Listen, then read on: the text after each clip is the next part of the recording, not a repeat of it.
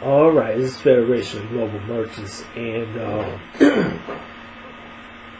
just going to be continuing our study on the 7 secret keys to prosperity and abundance.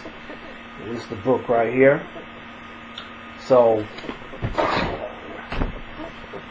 the book right here, and this is published from the School of Metaphysics in Missouri. And last week we did one of the 7 secret keys to abundance.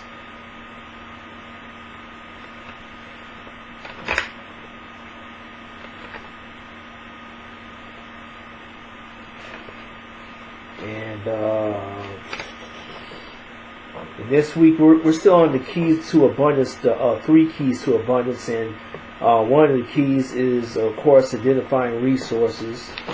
And then number 2 is using resources to its fullest potential. And then number 3, giving, particularly giving in aid to others, is the last key, and that is that's the last key to abundance.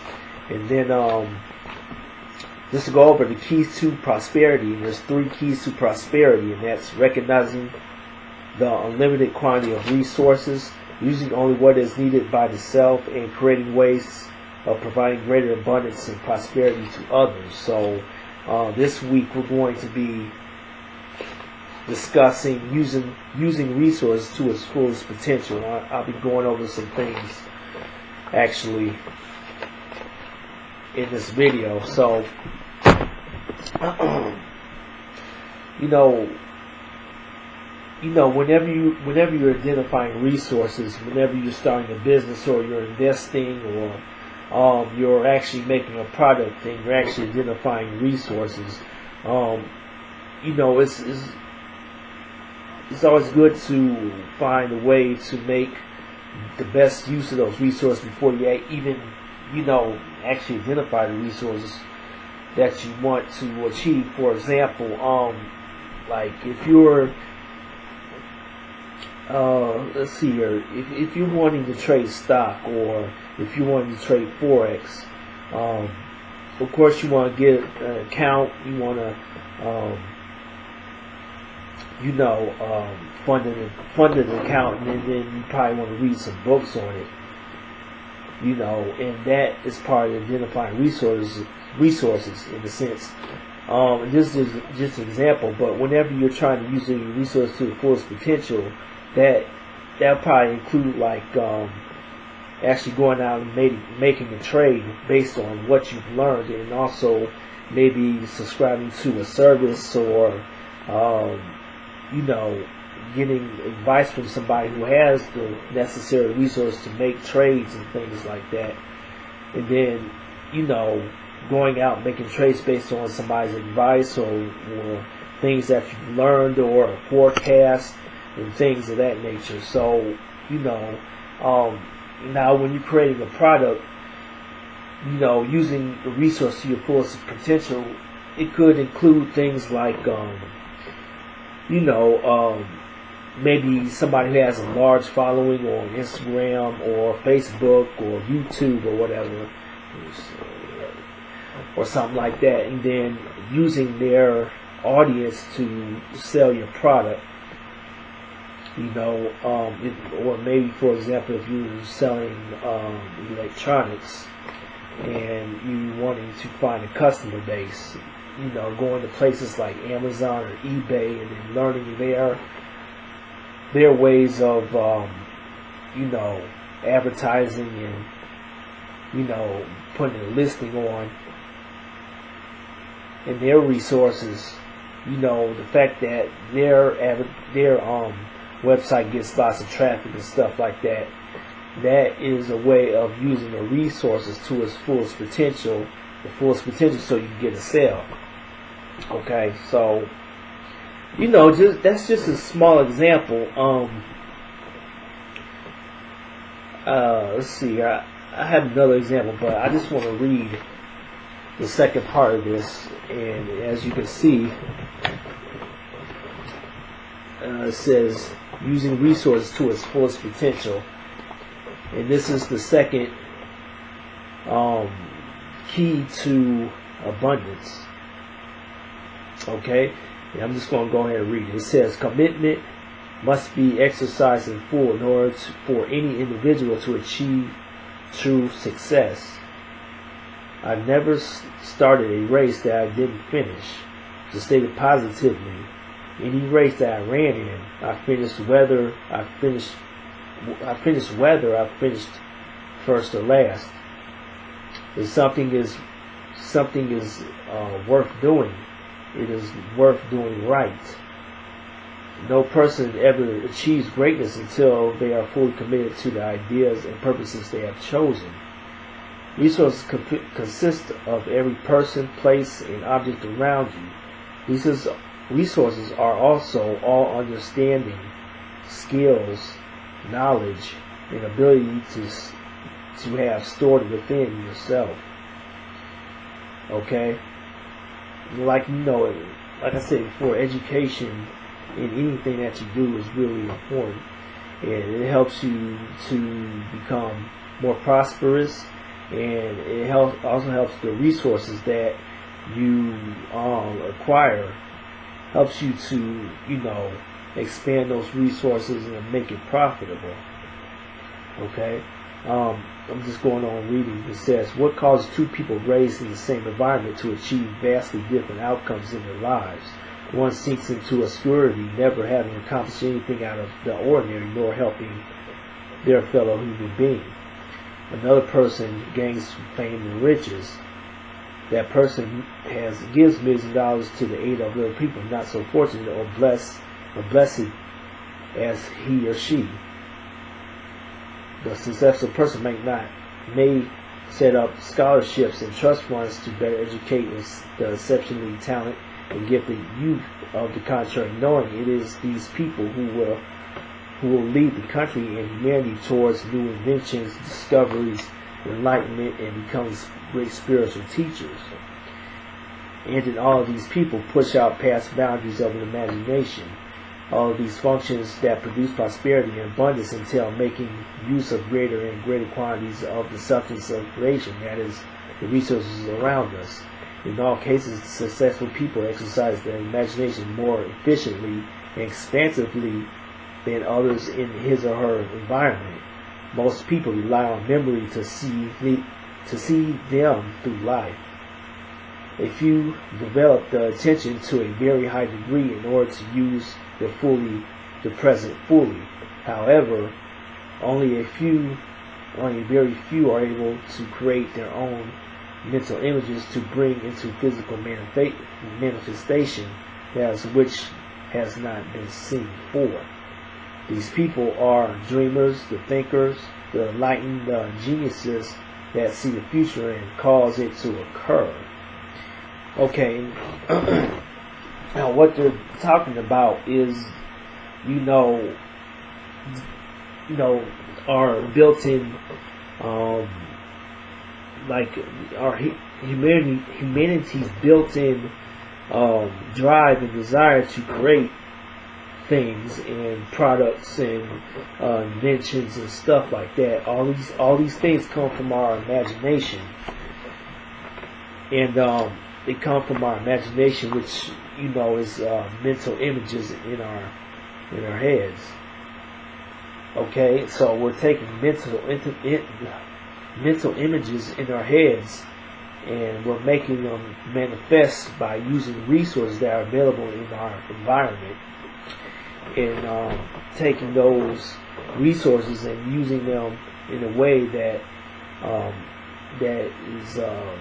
makes people's lives a lot easier. It makes products products and services that they probably want to buy, to do certain things or whatever, and it goes right along with using, your resources to its fullest potential. Whenever you take your imagination and you take resources from the physical environment, you make a product or service. And that product or service does many things, and you're using it to its fullest potential. Like a computer is basically just plastic, certain types of metals and information in people's imagination. Yeah, a computer, you can do many things with a computer, just that one computer. Okay, and then that's an example of using a resource to its fullest potential. And of course, this is one of the reasons why, things like iPhones, computers, vehicles, and things like that, different electronics are very, very valuable in society. People, it's not like people are going to spend thousands of dollars on, a bucket of ice cream. So, the more useful something is, the more value it has. Going on reading, it says there are 3 factors to reasoning. These are memory, intention, and imagination. Memory works with the past. It is a faculty with which the normal or average person most closely identifies.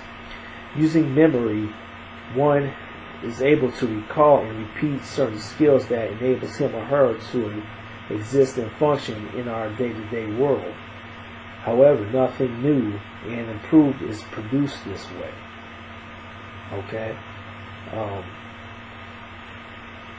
Of course, you want to repeat and recall skills, but it doesn't. Of course, nothing is improved until you actually use it. Okay.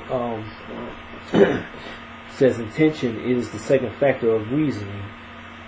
Few people recognize the value of disciplining their mind. They therefore practice concentration exercises, learning to hone and focus the power of their attention. They learn to still the mind, which develops in them the power of repetitivity, which is repetition, which is one half of the creative potential that most people ignore. Receptivity or something like that. I don't know. Learning how to focus and learning how to concentrate your intention and disciplining your mind is part of the creative potential. Memory is important. You gotta have skills and you gotta remember, but focusing your attention on something and getting that creative juice going, it really helps the process of creating and finding, the greatest, the greatest use for a resource. All right. A very few great individuals learn to effectively wield their power of their imagination, as memory by this very nature draws upon images of the past stored in the brain, and attention focuses it on the present. So imagination creates the future, which is true. Yeah, imagination does create the future. I'm pretty sure at this moment while I'm speaking, there's probably hundreds, maybe even thousands of inventors out there that maybe have an idea in their mind or they're in the process of creating something, and this time next year, by the end of 2019, it's probably going to be thousands of new products and new businesses and new services and new research methods and new discoveries, and like I said, it comes from memory, learning certain skills, learning how to concentrate, focus your mind and having an imagination. Alright, it goes on to say, those individuals who have raced ahead of the masses of humanity in their quest for enlightenment are the ones who create the future and lead humanity into it. Okay, your enlightened people, just take inventors for example. Somebody might come up with a special drug or something like that can cure a disease, or maybe not cure a disease, but it can help, you know, people deal with certain issues, health issues. And then that can grow into many other things. And before you know it, you know, the person's wealthy. You know, it's, you know, people that are enlightened are the ones that lead people, other people, and they decide the future. Why? Because they have an imagination, they have focus, and they have drive. Okay, and they put their intentions and their intention towards that future, and then they manifest it as a result. Alright, this last paragraph here is: learn to respect and improve and appreciate what is already here, what already exists, and what is already in place before you arrive. Improve on it daily, weekly, and on a monthly basis. Add to what is already present instead of taking from what is already there, just so you can get yours. Okay, we see this a lot in the world that we live in. You know, just like you have movies that come out, then, you know, a few years later they make a sequel to it, you know, make it a little bit better, or maybe they have a different theme that gets the audience attention or something like that. You see this in products and cars and things like that as well. You know, each year, you know, you get a newer model of car. Something gets added onto it, makes it a little bit better. You know, it drives a little bit smoother, or, you know, it has a certain feature to it that the last model didn't have before. You know, that's just how you add quality onto a product or a service. You know, and it's not really good to take ideas and things like that. You always want to add on and improve upon something that already exists, and that's one of the keys to you know, building wealth and getting wealthy and having a product that can sell, product or service that can sell, you know, in the business world. So yes, that's pretty much it. I think next week we're going to be talking about giving and aiding in others. Okay, and you know, every product or service or book or whatever has a purpose, and it's always good to have have that product or good or product or service or book, whatever, have it aid others in whatever they're looking for. You know, people are looking for a product that's reliable, then, you know, you want to serve that audience. You want to put it on eBay or Amazon or whatever, and have that product with a certain feature that targets that audience. You know, and that's one of the ways that you can make a decent amount of money online, is to provide a product or service that, you know, caters to a different niche. Or, you know, if you're online, you know, you can create videos and, you know, have some type of special information, you know, show people how to do certain things in a certain niche, and, you know, you can create a YouTube channel. You can grow from there, and then from there you can introduce a product or service, and you know, make a whole bunch of money. A lot of people online, especially in the dating niche, they come out with videos, you know, giving their certain advice or their little unique perspective on things, and then, you know, as that channel grows, they go out, they branch out, they, you know, they do ebooks, and, you know, they do consultation services and things like that. So, you know,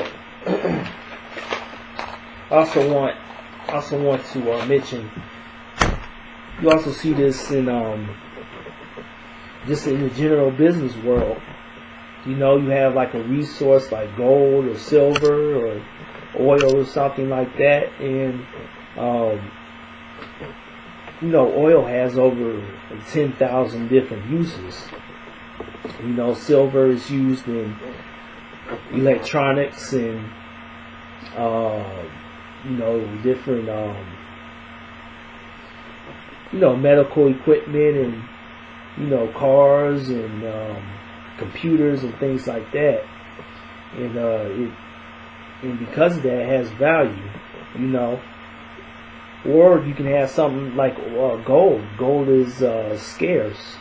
It's really scarce. It's really hard to mine, and you know, it costs lots of money to mine gold, and that's why, you know, it's very expensive. You know, you can have something like that. I don't think gold is. I mean, gold is using electronics and different equipment and things like that, but you know, it's not as much as silver. Of course, silver is valuable because of that, but just the fact that it's, you know, gold is so hard to mine nowadays that, you know, the price of gold is usually pretty high. And now oil has different uses, and it's really, you know, like I say before, it's really valuable. You know, it pretty much runs the world economy. You know, it can be used to generate electricity, and you know, that electricity can power, you know, thousands or hundreds or thousands of machinery and factories and things like that. And then that factory can produce, you know, shoes and cars, radios, lamps, or whatever. And so, you know, you're talking about hundreds of thousands of dollars just from a little liquid that only costs maybe currently maybe $70 per barrel. You know, I'm not for sure, but you know, I don't know how many watts of electricity that you get from a barrel of oil, but I'm assuming that you probably run a machine, maybe like a shoemaking machine, for at least a few days, I'm guessing, maybe a few hours, maybe a few days or something like that. And then, of course, that machine can produce, you know, thousands and maybe tens of thousands of shoes that can be sold for tens of thousands of dollars. You know, so now here you have little $70 barrel of oil that can produce thousands or tens of thousands of dollars worth of wealth by the creation of products through a machine that's ran through electricity. So, you know, that's just an example of, you know, identifying a resource and then using a resource to its fullest potential. You know, it adds value to the resource, and it makes the resource more profitable. But yeah, that's pretty much it. I think next we're going to be talking about how, you know, giving aid to others, you know, through you know, your resources and things like that, and how that creates abundance. You know, that can also help to create abundance. So that's pretty much it for this week. Thumbs up, thumbs down this video if you want to. Subscribe to our channel, and I'll see you guys soon. Thank you.